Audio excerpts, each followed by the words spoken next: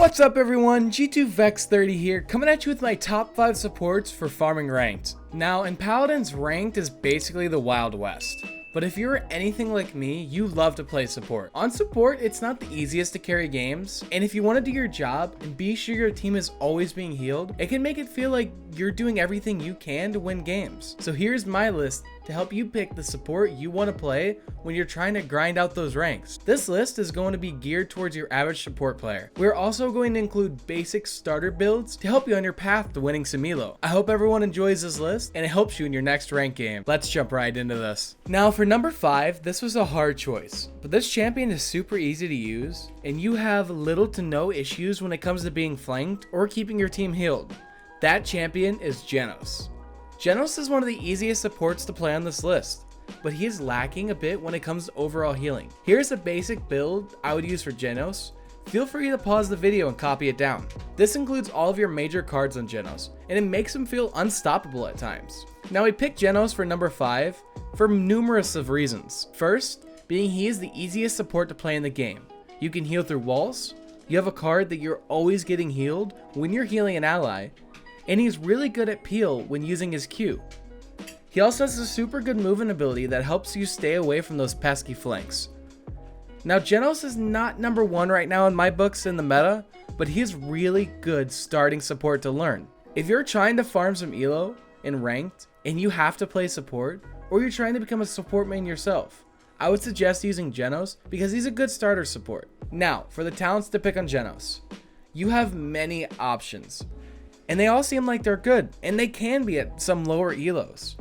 The power of the Cosmium, for example, will work better at lower ranks because people don't like to buy resilience to counter it, but at higher ranks, it becomes less effective. The main talent you should be using is Luminary. This is the best support talent for Janos, hands down. It's just an easy way to support your team with a decent bit of healing, but that extra 15% damage you can provide will be crucial to your team's success in winning rank. You can also use Binary Star if you want to have a second support on your team and you feel like just carrying. Just don't go Celestial Touch. No matter how many times your team flames you for it, you are doing them a service by not going that talent. Now, number 4 on this list was kind of hard, but I feel like Furia fits this spot the best. She has seen some nerfs over the past few patches that have really made her feel weak, but she is not to be underestimated. She has a very strong burst steal and can self-sustain any fight. At close to mid-range, Furia is one of the best supports to frag out with. That's what makes her really good to farm ranked. Just the fact that you can take the game into your hands and get those crucial kills to win a team fight. Now, you will need a build to go with this champion, and I have one just for you. Feel free to pause this video to copy it down, or search up Vex30 in the import section in Paladins and look up rank farm. It's that simple. Now let's talk about talents. This is really easy to talk about because she has 2 talents that are not good at all. Those being Celerity and Exterminate. Don't run these, they will lose you games. Now let's talk about relevant talents. First being Solar Blessing. There will be a sound when you throw it at an ally. So even if you aren't queued with somebody in the game, this might be a viable talent to run. If you are duo queued with a friend and say they're on a tank, I would run Solar Blessing every time, especially if you're in voice chat, because this talent becomes so much easier to use. The second talent you should be running on Furia is Cherish. Now this will be your 100% go-to talent. It just buffs your healing, and it just makes it better. Very simple to use. Does not require coordination, doesn't require much skill. You don't have to rely on teammates to pay attention to the beams either you throw at them. Now, number 3 on this list mainly focuses on actually healing and not trying to carry yourself. This support being Sarris. She has to be one of the safest supports to play in the game when it comes to survivability.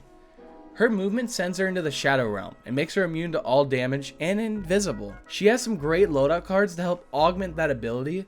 Also has great sustain that she can run in her loadout. Now, here's the build I would run if I was playing Sarris in rank. I would suggest using it because it's the most balanced build she can have. Let's move on to the talents. Sarris does have 4 talents that are viable. Some are better than others, but they all can be played. If you're going for a full healing Sarris, like I would suggest, you should either be using Mortal Reach or Void Abides. Now let's talk about first Mortal Reach.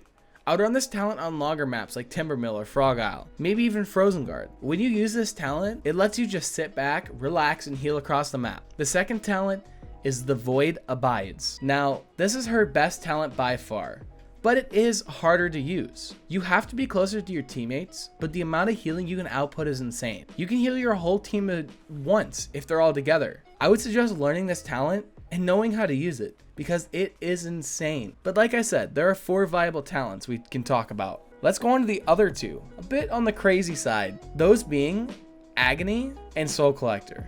These basically turn Sarris into a flank. I think Soul Collector is the better of the 2 because it allows you to be tankier and output more DPS, but you can also run Agony to catch a team off guard. Again, I do not suggest running these if you are solo healing, but you do you. Now, I think this next champion at number 2 is the best support in the game, but he has a really high skill cap, so that's why we're putting him at number 2.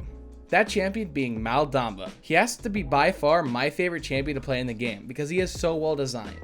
He has high healing, a great ultimate, really good self-sustained survivability. The only thing he's really lacking is confirmable damage. Here's the loadout if you want to copy it down and use it yourself. It'll help you sustain through most fights and survive any flanker in the game. Now, let's get right into those talents. Well, there's not much to talk about when it comes to talents. He has 2 support talents and one of them are really bad. That being Ripened Gourd. Don't use that talent, it's really not very good. Then you have 2 damage talents, Wakona's Curse and Wakona's Wrath.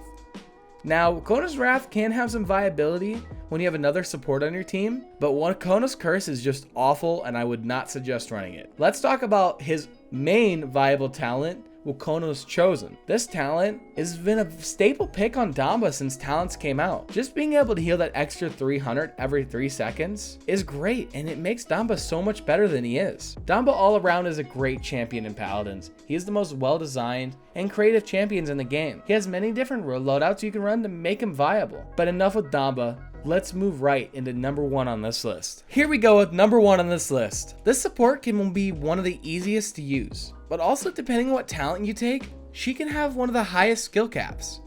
That champion being Ying, Paladin's number 1 waifu, and one of the most staple champions that have been in the game longer than I can remember. She's had multiple iterations in her time, but this has to be one of the best ones by far. After talents were added to the game, Ying just skyrocketed in the meta for a while. Now backed, she can farm ranked. She has 2 crazy good healing talents. But before we talk about those, let's talk about the loadouts you should be using for those talents. Lifelike and Life Exchange. The first loadout will be shown now. This will be the one when you're running Lifelike. Be sure to copy it down and use it every single time you run Lifelike. The next build will be for Life Exchange. This is a decent bit different than Lifelike, but the healing overall is better and the build is better. Let's get right into the talents. There are 2 damage talents for Ying as well, those being Resonance and Focusing Lens. I would suggest not using either of these in ranked. They're just not efficient and they will cause you to lose more games than win. Even though Resonance is a favorite with those of lower elo, it's just not good at higher ranks. The best 2 talents, like I said earlier, are Lifelike and Life Exchange. They're both great healing talents, but it just depends on how you want to play. Lifelike is the easiest talent of the 2. You can do everything when you use it. Output damage, have huge split healing across the map, and have great ultimate charge. The one thing that is lacking is burst healing, and this will hurt Ying's viability in the meta. But the second talent is Life Exchange. This talent requires a little more skill, but if you know how to use it and you're good with it, you will be the best player in the game. Your team will be thanking you for what you did for them. And again, it's more of a personal preference on what talent you use. So go out there and try both of them and see which one you like more. That is it for this video. I hope everyone enjoyed this top 5 best supports to farm ranked. If you did like this video, be sure to like, subscribe, and hit that notification bell to keep up with this channel. That is all from me for now, and I hope everyone enjoyed their day, night, evening, morning, dawn, or dusk, or whatever it is where you live, and I will see you in the next one. Later.